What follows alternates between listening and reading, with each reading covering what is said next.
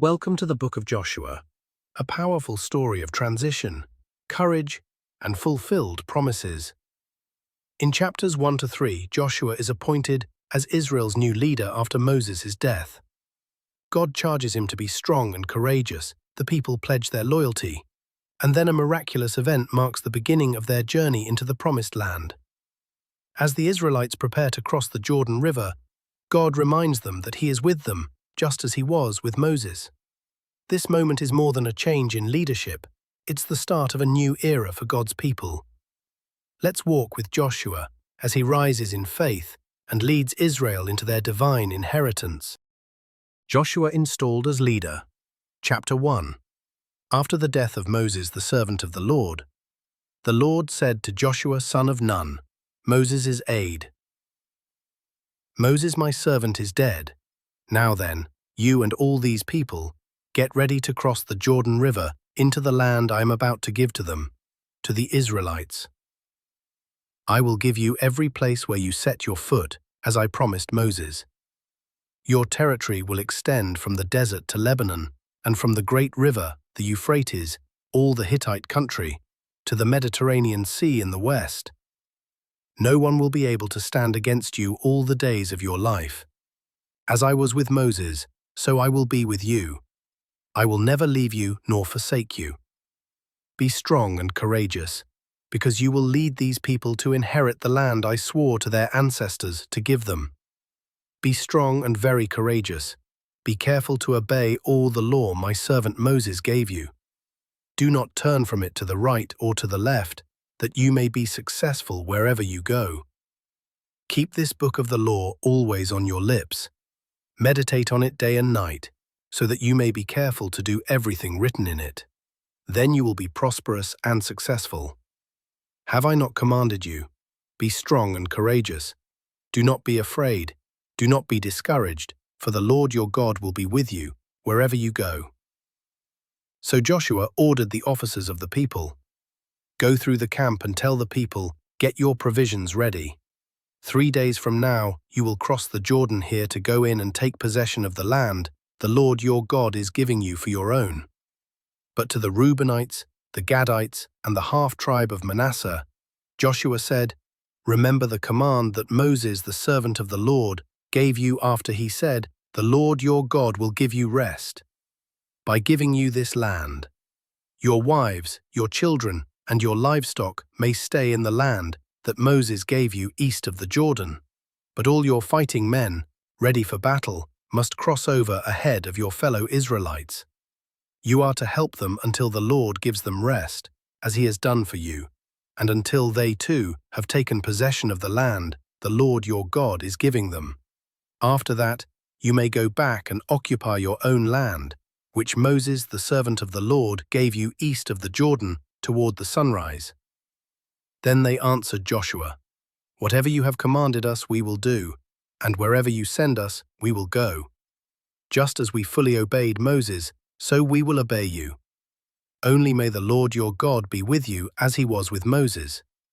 Whoever rebels against your word and does not obey it, whatever you may command them, will be put to death. Only be strong and courageous." Rahab and the spies, chapter 2. Then Joshua, son of Nun, secretly sent 2 spies from Shittim. "Go, look over the land," he said, "especially Jericho." So they went and entered the house of a prostitute named Rahab, and stayed there. The king of Jericho was told, "Look, some of the Israelites have come here tonight to spy out the land." So the king of Jericho sent this message to Rahab, "Bring out the men who came to you and entered your house, because they have come to spy out the whole land." But the woman had taken the 2 men and hidden them. She said, "Yes, the men came to me, but I did not know where they had come from. At dusk, when it was time to close the city gate, they left. I don't know which way they went. Go after them quickly, you may catch up with them." But she had taken them up to the roof and hidden them under the stalks of flax she had laid out on the roof. So the men set out in pursuit of the spies on the road that leads to the fords of the Jordan, and as soon as the pursuers had gone out, the gate was shut. Before the spies lay down for the night, she went up on the roof and said to them, "I know that the Lord has given you this land, and that a great fear of you has fallen on us, so that all who live in this country are melting in fear because of you. We have heard how the Lord dried up the water of the Red Sea for you when you came out of Egypt, and what you did to Sihon and Og, the two kings of the Amorites east of the Jordan, whom you completely destroyed. When we heard of it, our hearts melted in fear, and everyone's courage failed because of you. For the Lord your God is God in heaven above, and on the earth below. Now then, please swear to me by the Lord that you will show kindness to my family, because I have shown kindness to you. Give me a sure sign that you will spare the lives of my father and mother, my brothers and sisters, and all who belong to them, and that you will save us from death." "Our lives for your lives," the men assured her. "If you don't tell what we are doing, we will treat you kindly and faithfully when the Lord gives us the land." So she let them down by a rope through the window, for the house she lived in was part of the city wall. She said to them, "Go to the hills so the pursuers will not find you. Hide yourselves there 3 days until they return, and then go on your way." Now the men had said to her, "This oath you made us swear will not be binding on us, unless, when we enter the land, you have tied this scarlet cord in the window through which you let us down, and unless you have brought your father and mother, your brothers, and all your family into your house. If any of them go outside your house into the street, their blood will be on their own heads. We will not be responsible. As for those who are in the house with you, their blood will be on our head, if a hand is laid on them. But if you tell what we are doing, we will be released from the oath you made us swear." "Agreed," she replied. "Let it be as you say." So she sent them away, and they departed. And she tied the scarlet cord in the window. When they left, they went into the hills and stayed there 3 days, until the pursuers had searched all along the road and returned without finding them. Then the 2 men started back.